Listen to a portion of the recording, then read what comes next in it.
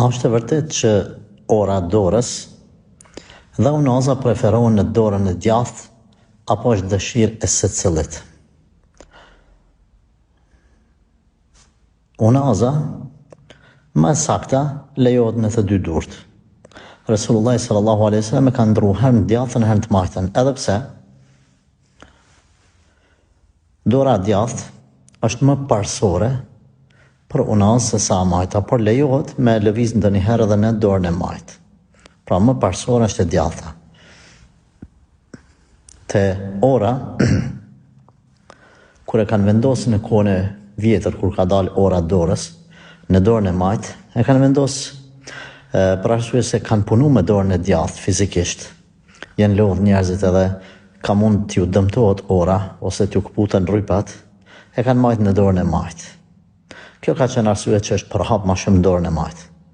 A është e lejuar djathtën dhe a është më e preferuar djathtën, themi parimisht mund të konsiderohet si diçka e tillë. Por nuk guxoj me mendu që është ndaluar në të majtën me u mbajt ora. Nëse matën djathtën, kjo është për arsye se është vepër e mirë, mbajtja e orës tregon, domethënë përmes saj ti e kontrollon, e kqyr kohën e namazeve, udhëtimet e tua, edhe e shfrytëzon kohën, ja din vlerën e saj. Andaj e konsiderojmë si punë të mirë mbajtjen e orës, edhe mbajtjen e unazës, si sunet, po them kështu, praktik të pejgamberit alayhi salatu wassalam.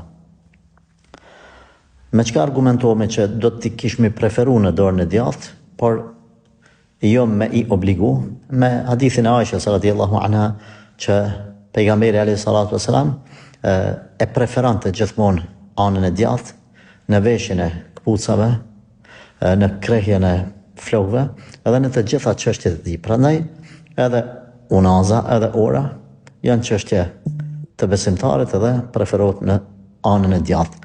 A ka mëkat ana e majt? Absolut jo. Absolut jo.